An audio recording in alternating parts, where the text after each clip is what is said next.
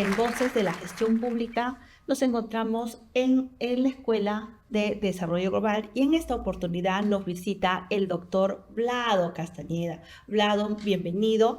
Y quiero decirles a todos ustedes que el doctor Vlado Castañeda es autor de este libro, que por supuesto Desarrollo Global y yo no me podía perder la ocasión de hablar sobre lo que ha escrito el doctor Vlado con amplia experiencia en la gestión pública, sobre gestión pública, y esta mañana vamos a hablar sobre eso. Vlado, primero te quiero dar la oportunidad de que saludes al público y luego te voy a hacer las preguntas. Bueno, un gusto estar contigo acá en este espacio que siempre es importante promover. Creo que los espacios donde se hable de gestión pública, del abordaje que es el Estado, siempre son importantes, así que con gusto estar acá en Centro de Desarrollo Global y en Voces de la Gestión Pública para poder interactuar, tener una conversación fluida y, bueno, cualquier cosa que se pueda presentar a la orden. Bien, Vlado.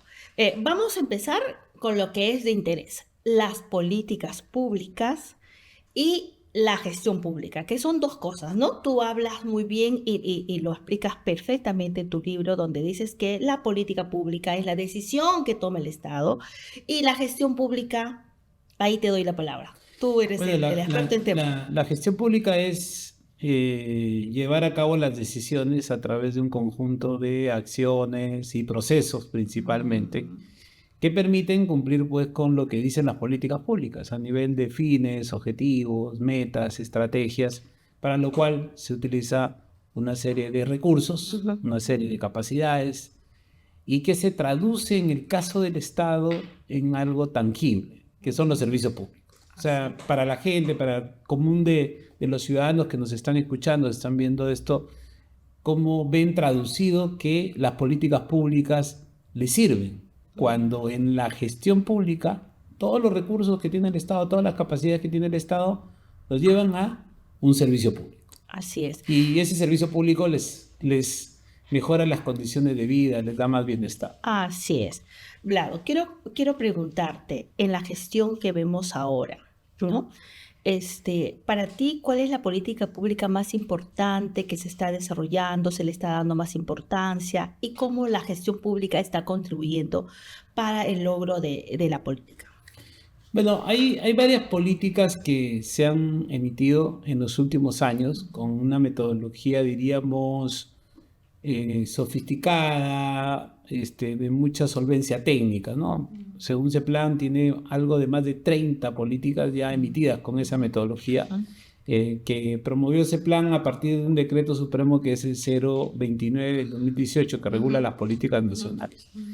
En el marco de esas políticas, hay varias que se han ido desarrollando. Hoy en día, si me preguntas hoy en día, ¿qué está priorizando, por ejemplo, el gobierno de la presidenta Dina y del gabinete que estamos hoy?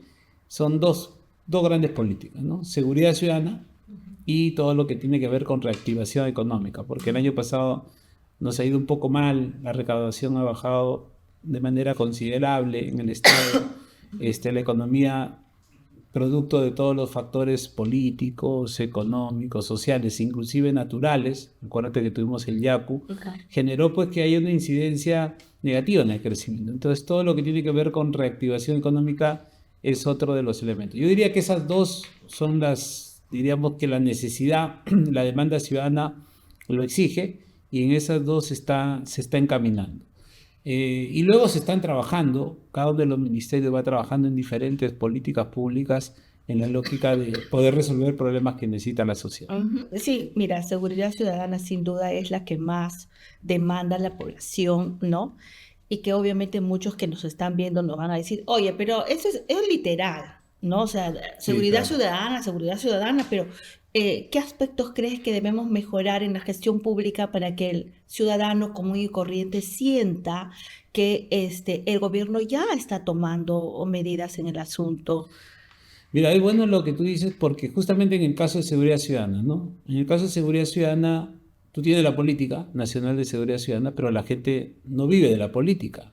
La gente lo que le preocupa es que llegue el servicio de patrullaje, que se mejoren las comisarías, que haya un mejor trabajo de relacionamiento con la comunidad, que exista mayor inteligencia para abordar el crimen organizado y otros factores que generan un clima de desorden interno en nuestro país, un clima de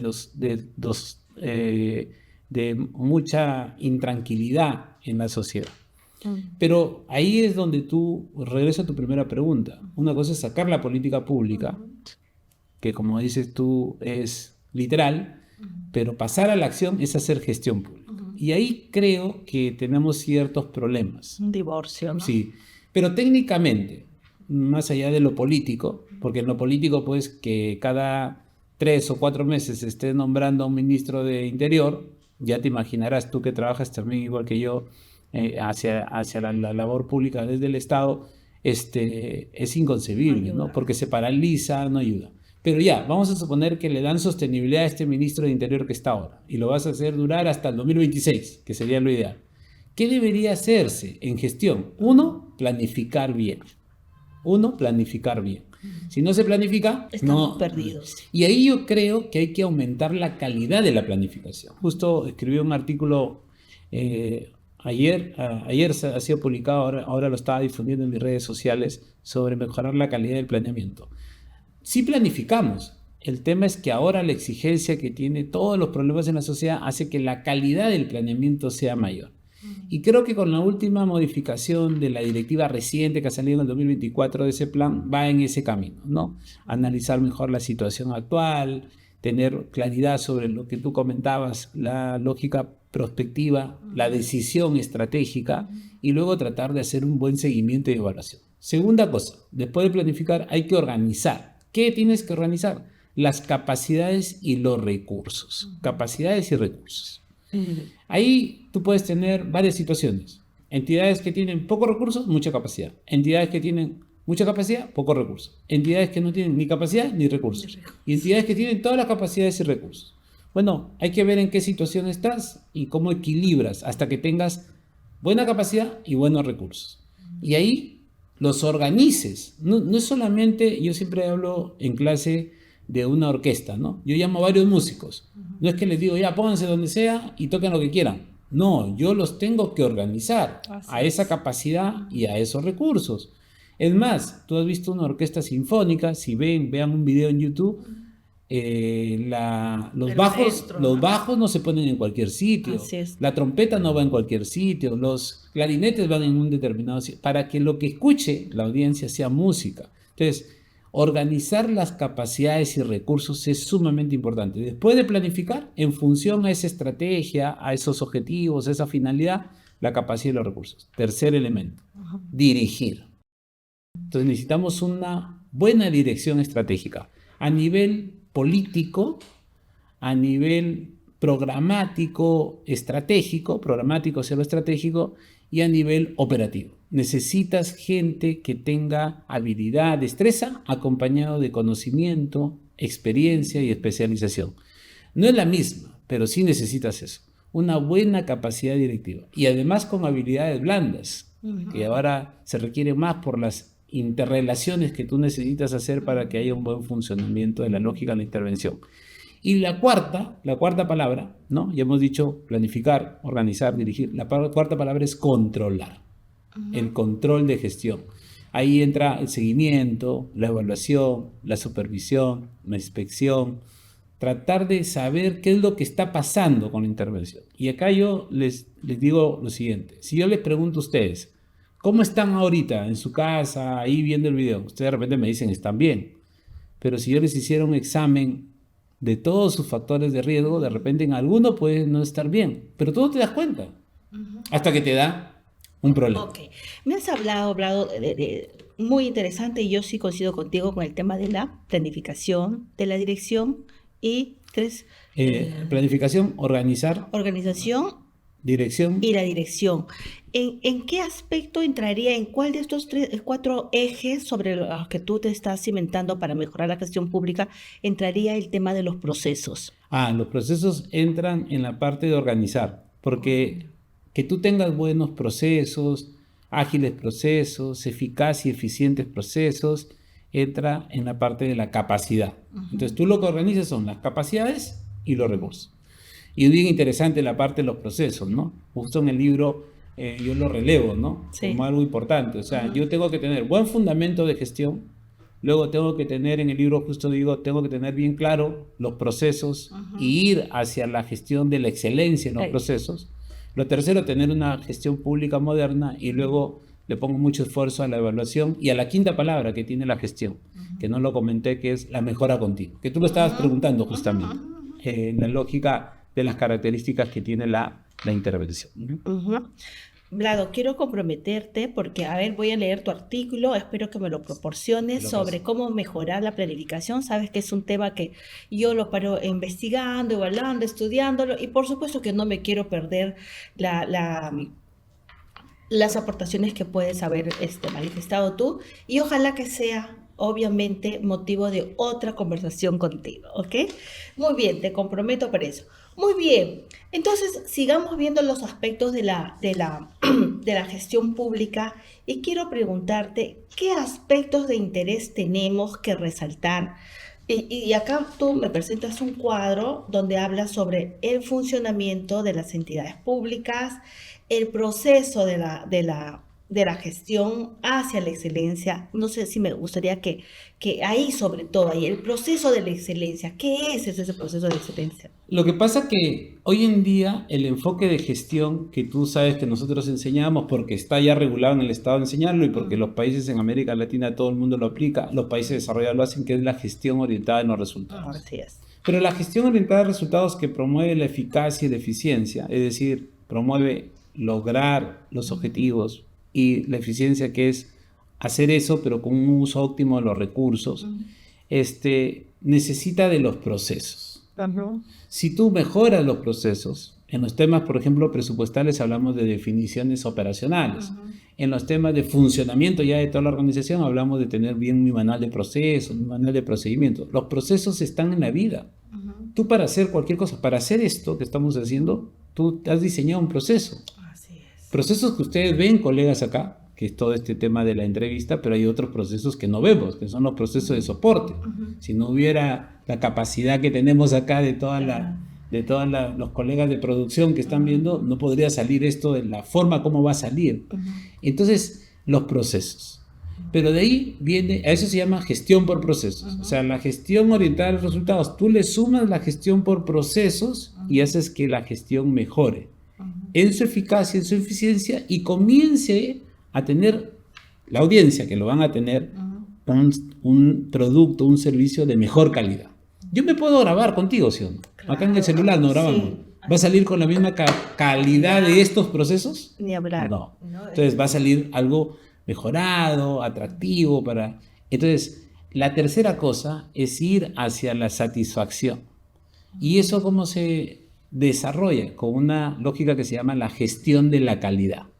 Es decir, que yo, a la hora que haga la intervención, cumpla con las necesidades, requerimientos y expectativas de quienes usan la intervención. Cuando la gente que nos está viendo dice que lo que le estamos proporcionando es de calidad, cuando cubre su necesidad, cuando lo recibe como quisiera recibirlo y cuando cubre sus expectativas. Mira, yo no sabía esto, me habían comentado, pero ahora ya lo conozco, ya lo sé, ya lo puedo procesar. A eso se llama gestión de la calidad.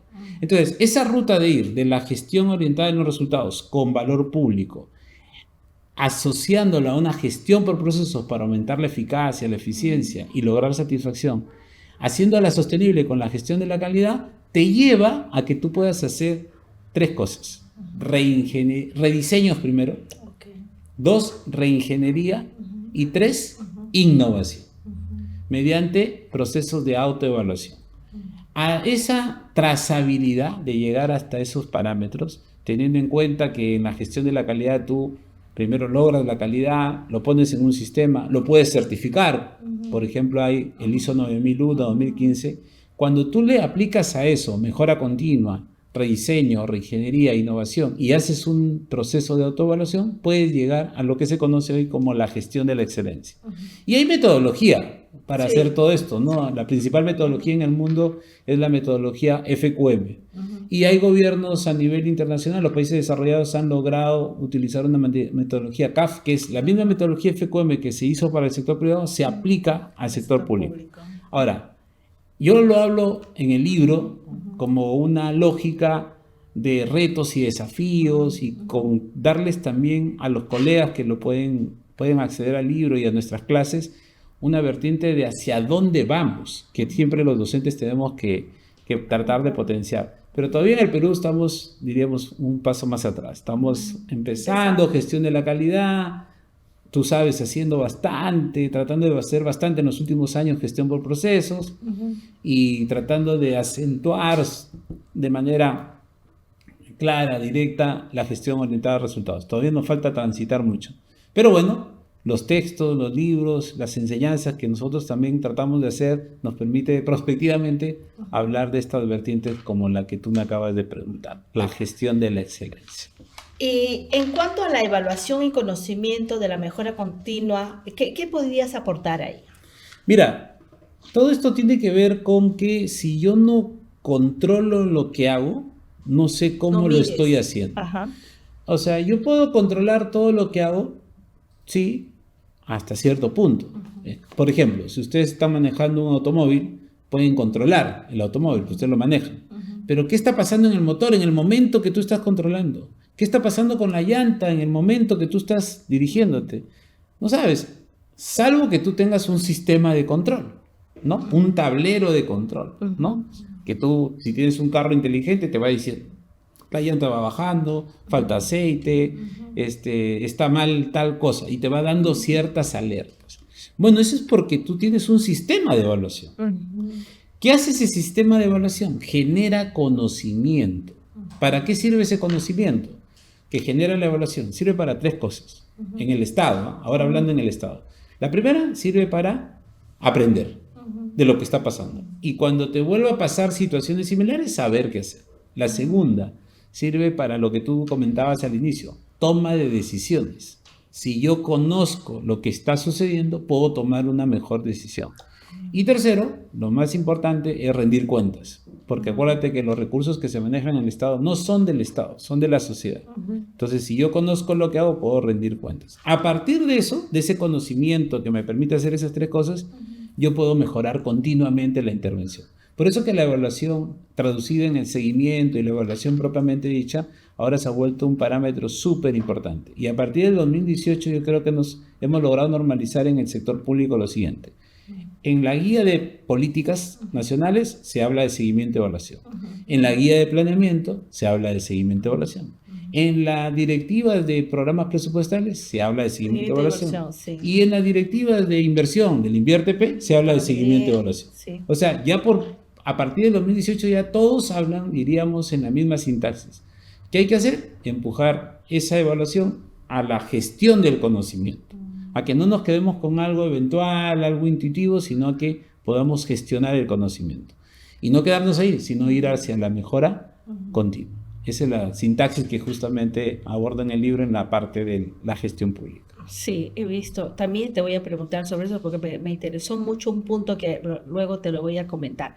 Entonces diríamos que si bien es cierto, ya se han brindado a través de directivas, a través de los diferentes, de los diferentes sistemas administrativos que tenemos, pero todavía en cierta forma, de manera práctica, todavía no tenemos nada en evaluación. Es poco. Yo creo que ya la gente es más consciente, por ejemplo, de trabajar con indicadores, con metas. Ya es más consciente que el siglo pasado. El siglo pasado tú encontrabas un plan, hasta este siglo, al inicio yo me acuerdo, yo fui director de monitoreo y evaluación de impacto social del Ministerio de la Mujer y Desarrollo Social, y agarrabas un plan para evaluarlo y no tenía metas, no tenía indicadores. Entonces, en ese momento, 10 años después tenías que ver cómo lo evaluabas. ¿Cómo medirlo cuando no tenías? Medio raro, ¿no? Sí. Ahora no, ahora ya todas las directivas, guías exigen que las intervenciones vayan con metas indicadores. Ese es un avance. Pero el segundo es, hay que evaluar, hay que hacer. Todavía no llegamos ahí. Y ahí todavía falta. Ahí es lo que quería llegar. O sea, literalmente decía plan, pero Sí. no había una estructura, no había una directiva que nos diga, bueno, el plan se hace A, B, C, D, etcétera, etcétera, etcétera. Y encontrábamos lo que tú dices, ¿no? O sea, no había indicadores, no había forma de medirlo.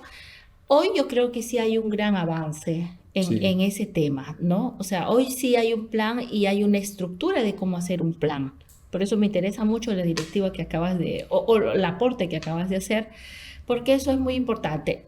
Pero todavía estamos en eso, Sí, todavía. ¿no? Todavía, Entonces, por eso es que la parte de creo que evaluación. lo que más hemos avanzado es la parte de seguimiento. Ajá. En seguimiento sí hacemos seguimiento a los indicadores, pero la evaluación que está pauteada ya, que se puede hacer, que es la evaluación de diseño, la evaluación de implementación, la evaluación de resultados, impactos, es la que se hace menos.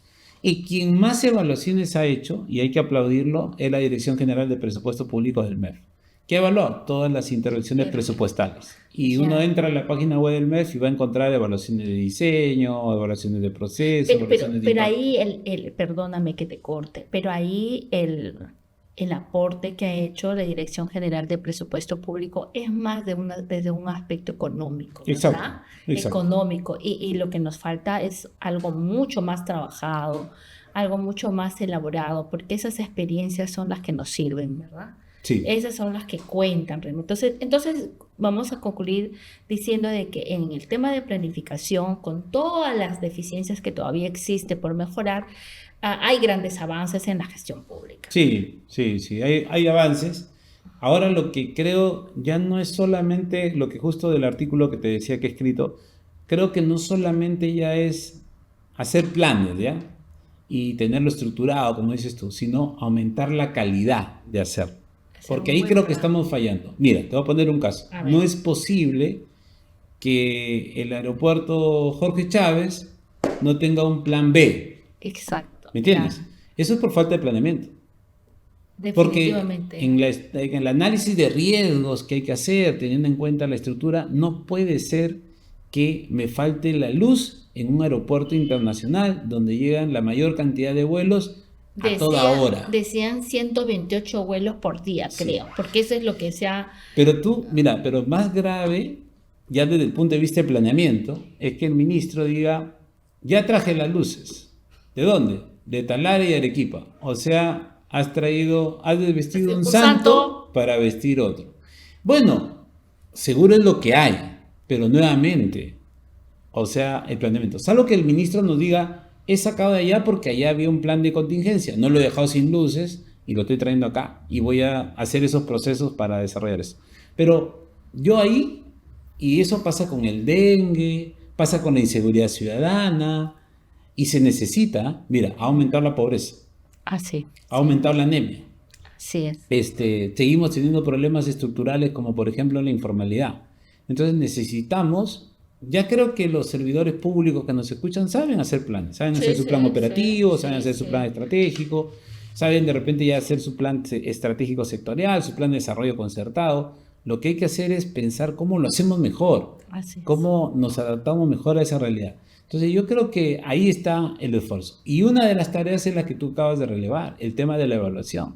O sea, si yo hago un plan y no lo evalúo, ¿cómo sé si me fue bien, si estuvo bien, si lo puedo encaminar adecuadamente? Si no es la evaluación económica, como dices tú, sino ese plan me sirvió para mejorar las condiciones de vida de la gente, eso es lo que tengo que tratar de valorar y esa es la parte que todavía nos está faltando. Esa es la parte dificilísima, ¿no? Sí. Lo que te decía, o sea, ya tenemos una política, ya se están haciendo intervenciones para mejorar la seguridad ciudadana, pero el poblador común y corriente de a pie todavía no lo siente.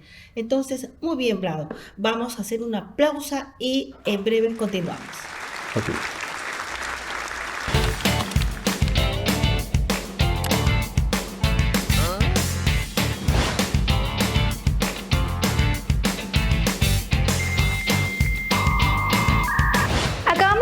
A Rodrigo. Rodrigo ha ingresado a trabajar hace una semana, pero todavía está perdido. ¿Tú tampoco sabes del CIAF? Tranquilo, iniciamos el curso especializado online dictado por expertos en el CIAF RP, donde aprenderás sobre presupuestos, tesorería, contabilidad y deuda pública. Aprende en la Escuela de Gestión Pública Desarrollo Global. Bien, Vlado, continuamos. Entonces, mira, hablando de tu libro de gestión pública, que yo obviamente recomiendo a todos los gestores públicos, al menos los que estamos en gestión pública y los que vamos a iniciar en gestión pública, recomiendo el libro del doctor Vlado Castañeda. Gestión pública está en Gaceta Jurídica.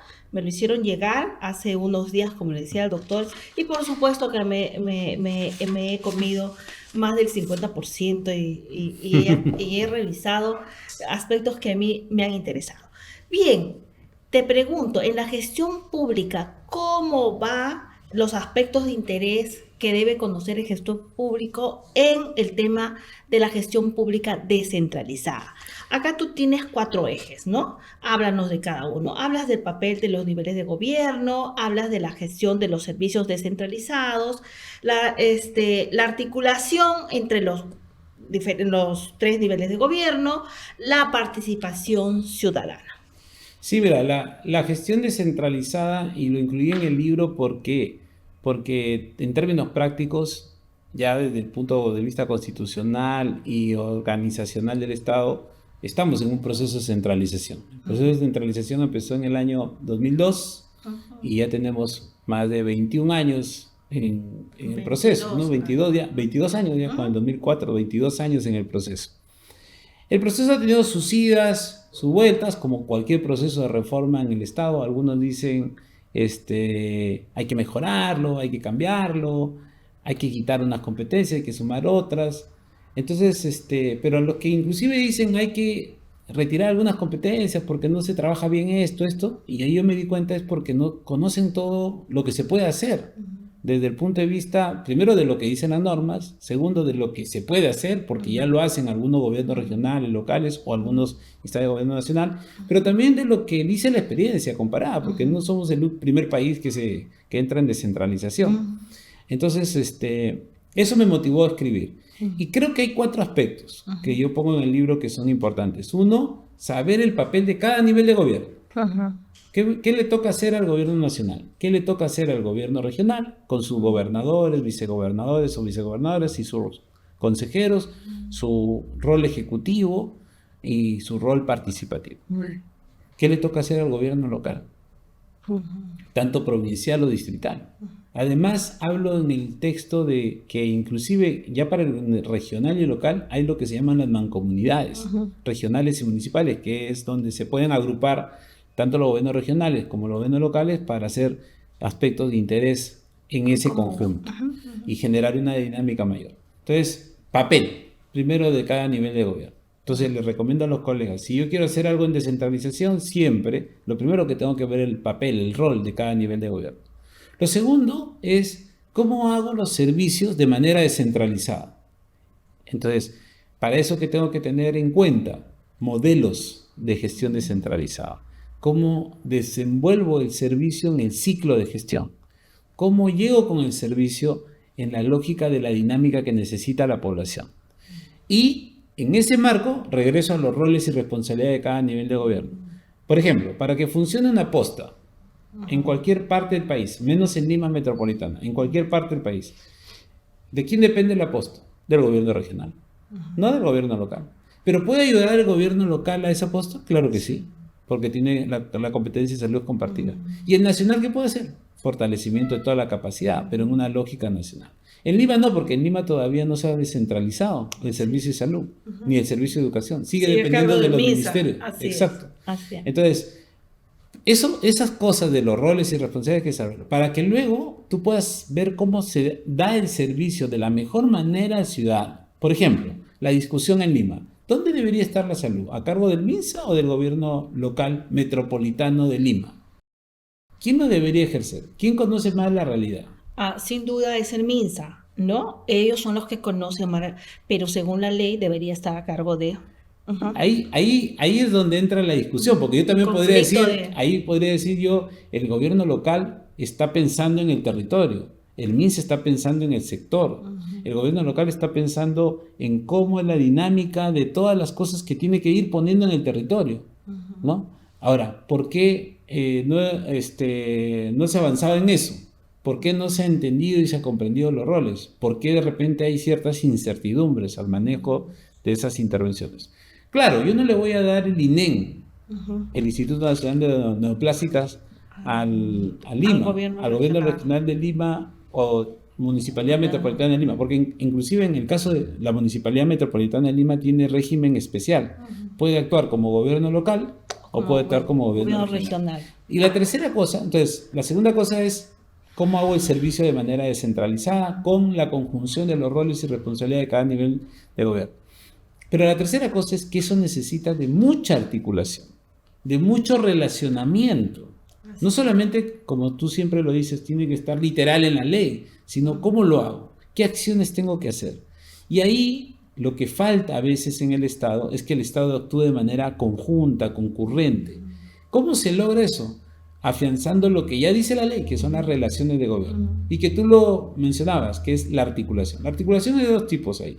La articulación es horizontal, cuando es interinstitucional, intersectorial, multisectorial, y es vertical, cuando es intergubernamental, entre los diferentes niveles de gobierno.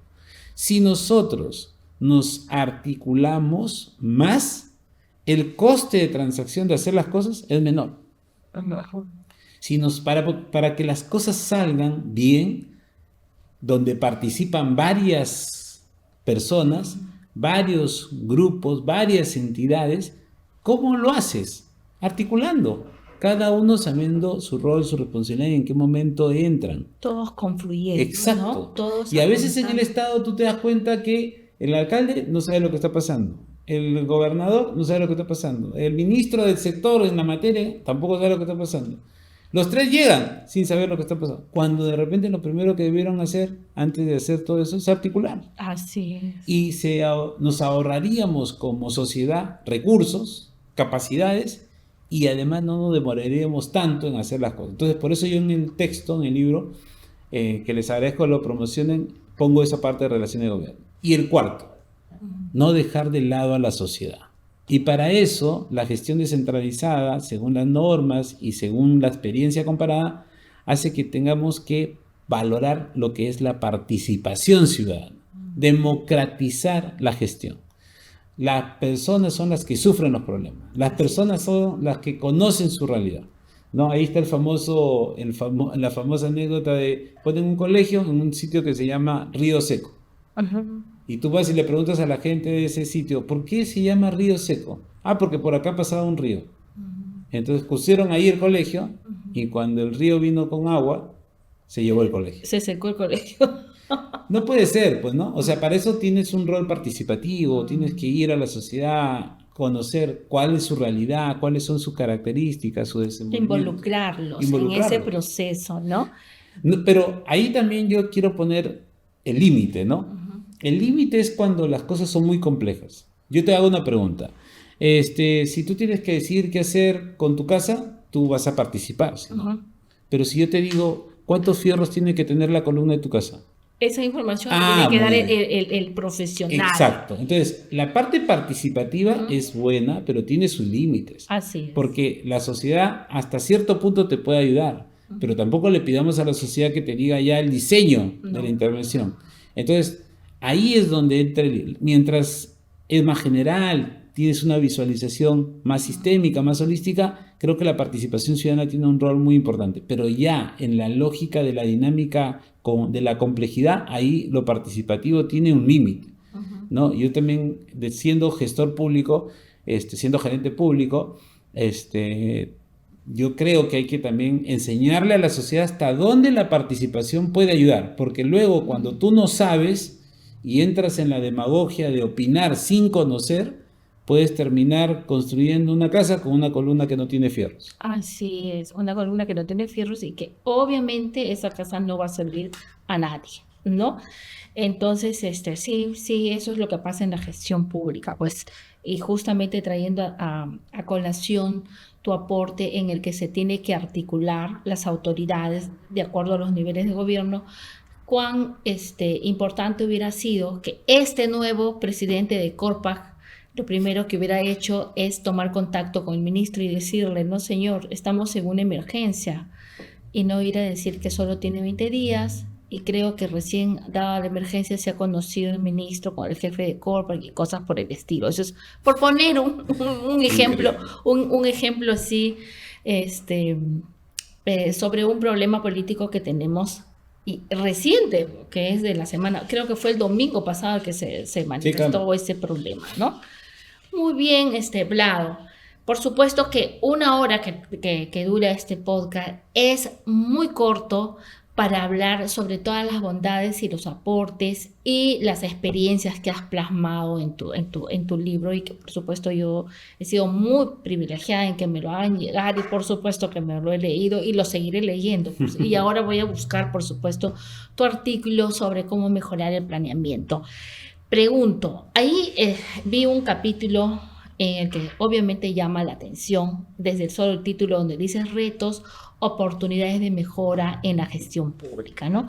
Y tocas el tema de las brechas, Y obviamente que tenemos brechas son aquellas cosas que todavía nos está faltando, que tenemos que cubrir, etcétera, etcétera, etcétera.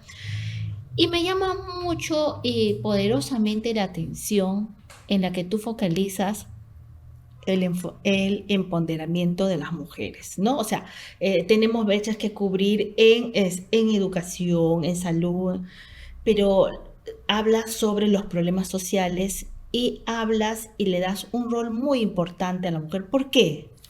Bueno, primero porque creo que es importante valorar al 51% de la población. 51% de la población es femenina, así que la mayoría son mujeres. Así es. Segundo, porque creo que es un capital humano que, dentro de la sociedad, que tiene todavía mucho por dar. Mucho por aportar. Tercero, porque creo que estamos teniendo más facilidad para entender los roles de los hombres y de las mujeres en la sociedad. Y ahí potenciar más la lógica de las diferentes actividades. Una de ellas es la gestión pública. Te voy a dar un dato. Nosotros somos 30 millones de peruanos. Más o menos 1.600.000 trabajan en el Estado. Gran parte de esa población son mujeres. Así es. Entonces, y hay muchas personas más que nos están escuchando, nos están viendo, que de diferentes profesiones, que van a necesitar incorporarse al Estado o que quieren incorporarse al Estado. Y entonces yo creo que hay que valorar ese nivel de sensibilidad. Pero la segunda parte ya, eso es para los que trabajan dentro del Estado. Pero ¿hacia dónde va dirigida nuestra intervención? ¿O acaso el choro, cuando roba, está mirando si es un hombre o una mujer? No, te roba. Entonces los problemas públicos, cuando te da la COVID-19, ¿le da solamente a los hombres o solamente a las mujeres? No diferencia esa situación. Entonces nosotros tenemos que relevar que las intervenciones públicas sean para reducir brechas. Y ahí es donde entramos a las famosas brechas de género. Y a que las intervenciones públicas no generen más brecha de género. O sea, más bien tienda a reducirse la brecha de género, ¿no? Y en esa perspectiva se mejora la intervención. Y finalmente, pues, porque mi primer trabajo fue en el Ministerio de la Mujer. Yo entré a trabajar en el Estado en el 2002, en un programa que se llamaba Cooperación Popular del Ministerio de la Mujer. Y bueno, y siempre he estado relacionado a mis colegas que han hecho y han impulsado que ese ministerio tenga un desenvolvimiento a lo largo del tiempo. Siempre estoy mirando qué se va haciendo. O sea, diríamos, estoy sensibilizado, ¿no? De repente, hasta en algún momento he tenido un contexto medio machista de mirar las cosas y he aprendido. Pero cuando uno se profundiza, entiendes. Ves el valor, ¿no? Y bueno, y siempre en mi entorno de vida, pues, mi mamá, mi abuelita, mis hermanas, o sea, siempre he estado conectado con esos roles diferenciados. Que hay que cambiar, ¿no? Que hay que mejorar y que todavía hay brechas por cerrar. De ahí el impulso, pero además porque, vuelvo a repetirte, dos cosas, ¿no? Yo creo que hay que orientar bien para sensibilizar dentro del sector público la importancia de cerrar estas brechas, y porque además las intervenciones públicas van dirigidas a la población y los problemas no están pensando si es hombre o mujer. Pero a veces nosotros con ciertas intervenciones hacemos que la brecha sea mayor. O no somos sensibles a la diferenciación de los roles del hombre y de la mujer en la sociedad, y en ese contexto no estamos encaminados a poder promover, en la lógica de las intervenciones públicas, ir hacia esa reducción de brecha. Mira, justo en los retos y oportunidades, nosotros vemos de que tú, y claro, por supuesto todo gestor público sabe que el capital humano es esencial. He escuchado rumores, son rumores, donde supuestamente, y creo que el cuerpo de gerentes públicos también se ha pronunciado y Sí. hay una posición bastante fuerte, donde hay una amenaza con la supuesta propuesta del Congreso, porque creo que hasta ahora no hay nada oficial, que piensan tirarse abajo la ley Bueno, de si hay servicio algo civil, oficial, ¿no? si hay algo oficial, A ver, a ver. la Comisión de Trabajo del Congreso ha aprobado eliminar el régimen del servicio civil. Ya, eso es una... Y mira, si uno revisa las normas, yo te diría, se elimina para mejor. Ya, elimina porque se desactualizó, Obvio, porque no obvio. funciona, porque hace daño a la sociedad, Ujú, ujú. ¿no? Mira, el proyecto de ley no tiene nada de esos sustentos. Y lo peor, ¿no? Lo peor es que el proyecto de ley dice, vamos a tener un régimen transitorio. Mira, en el Perú lo transitorio se hace vuelve eterno. permanente o se hace eterno, como tú dijiste, ¿no? Pero yo no creo en la lógica de transitoriedad. La transitoria. Y en ese contexto te está diciendo también, oye, una comisión va a ver qué vamos a hacer. O sea, tú lo vas a eliminar para irte a algo que no sabes qué va a hacer. Eso es como retroceder al 2014, cuando no teníamos el régimen. Porque vamos a volver a esa situación. Por supuesto, Entonces, completamente de acuerdo contigo. ahora se ha formado recién la Asociación Nacional de Gerentes Públicos del Perú. Yo estoy ahí de vocero de la directiva y nosotros rechazamos totalmente eso. ¿Por qué? Porque atenta contra la meritocracia, atenta contra el profesionalismo y da espacio ¿a qué? A la mediocridad y a la corrupción. Porque ¿quién va a entrar ahora si no hay un parámetro de meritocracia y de profesionalismo que exige la ley de servicio civil? Si bien la ley de servicio civil no se ha implementado en su totalidad y falta mucho por hacer, es un problema, como tú decías, no de política, sino de gestión. Entonces ahí falta planificar mejor, organizar, dirigir, controlar, mejorar la propia sintaxis del funcionamiento de la ley. Entonces yo creo que ahí se está cometiendo un error. Pero yo como experto en política pública también tengo que ponerme a pensar, ¿por qué sacan ese proyecto de ley? ¿Sabes por qué sacan? Porque muchas personas en el Estado tienen miedo a cambiar al régimen del servicio civil. Eso es lo que te iba a tocar, ¿no? O sea, porque esa resistencia y la gestión pública en realidad debería tener una apertura para más profesionales, para aquellos que como tú, con gran experiencia, puedan aportar más. Y lejos de estar ahí, no estamos, ¿no? O sea, sencillamente, tú no eres mi amigo, te vas. Ahora, ese es por un lado. Por otro lado, también tenemos el tema, cuando yo digo, pero oye, si el empoderamiento de la mujer somos el 51% de la población nacional, cada día la presencia de la mujer es mucho más importante.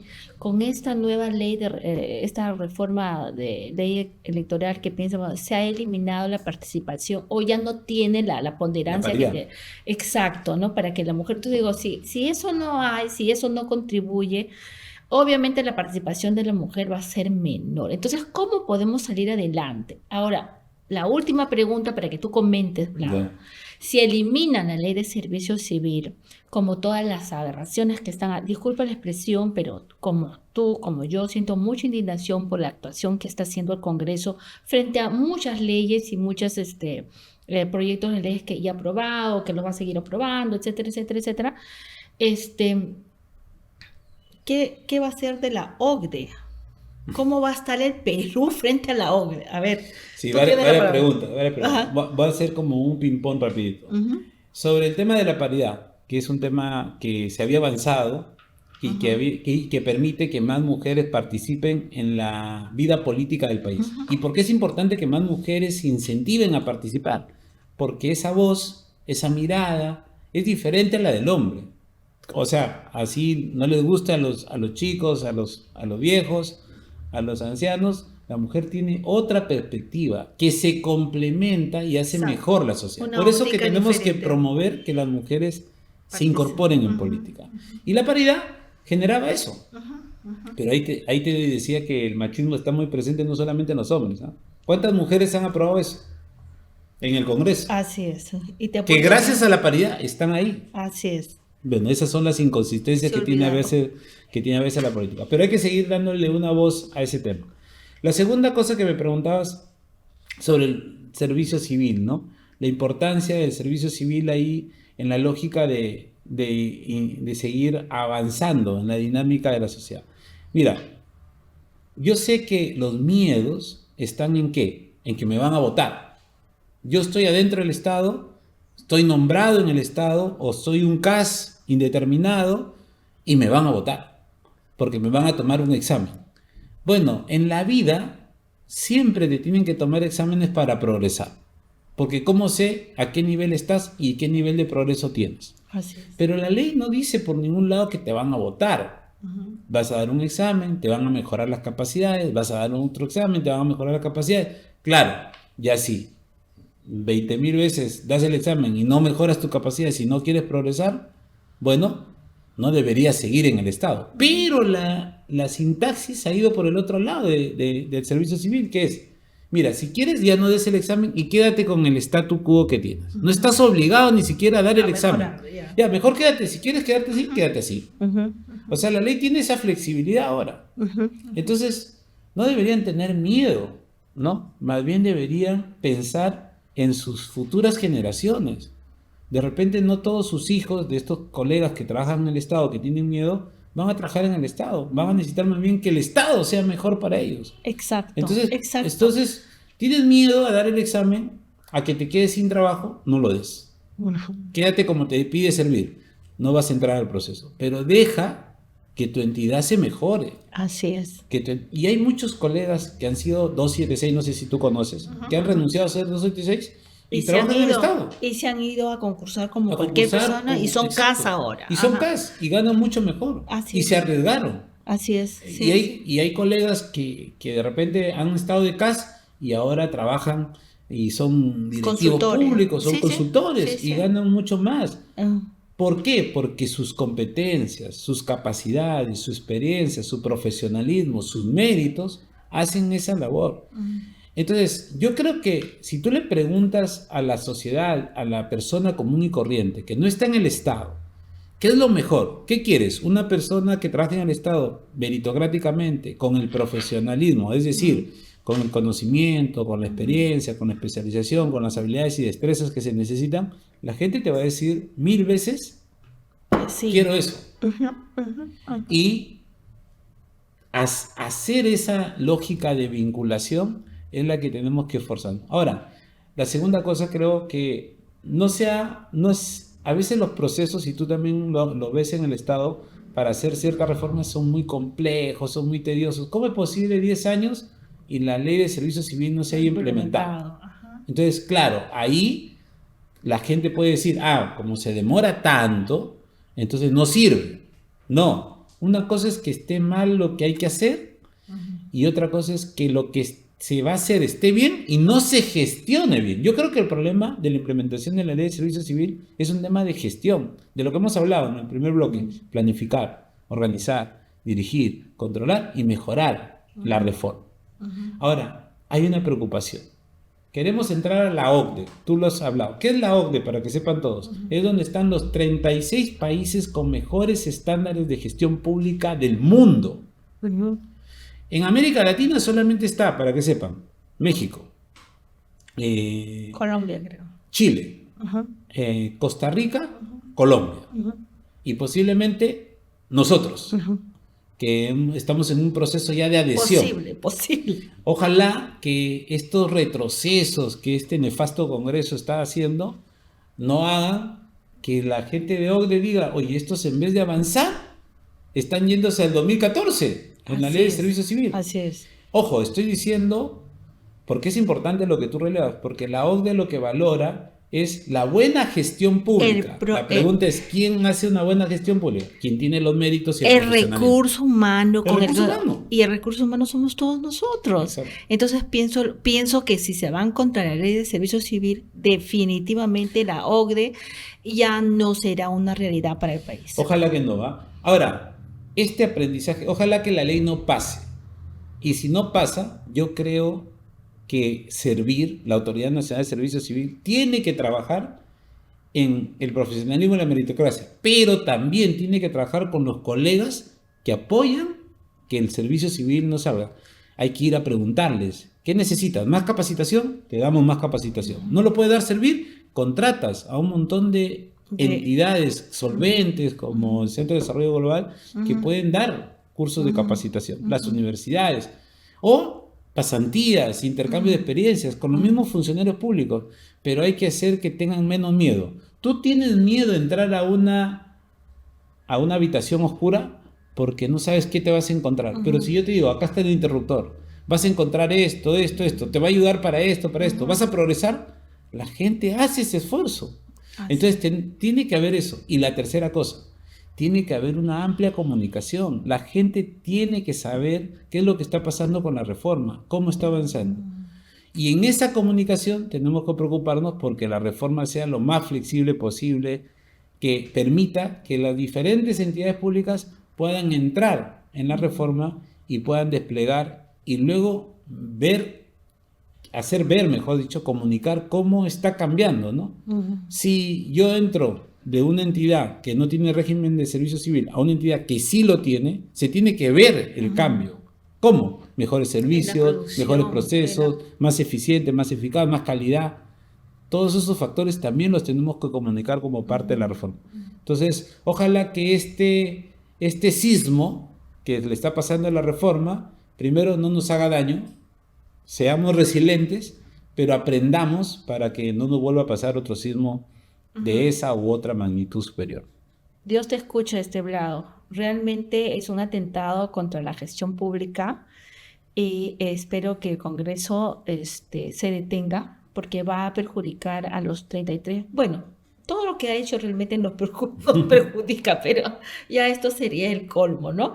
Pero también decir a la gente que justo en el Estado se toma bastante tiempo porque es dificilísimo manejar más de 1.891 ejecutoras que tenemos, 19 ministerios, etcétera, etcétera, ¿no?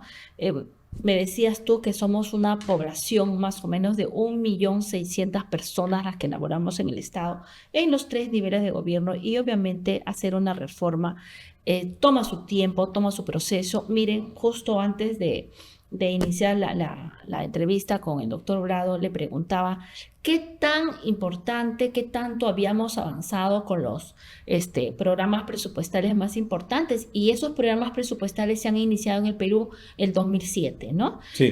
La ley de modernización del Estado salió en el 2002, la ley de servicio civil yo creo que es más 2014. nueva, 2013 creo. 2013, ¿ya? Sí, entonces, obviamente, se está tomando el tiempo y me decías tú que de los 4 más antiguos, ¿cuál de los 4 programas presupuestales ha tenido está teniendo éxito? Para mí el programa articulado nutricional es el primer programa presupuestal. El de parto institucional también es un buen programa.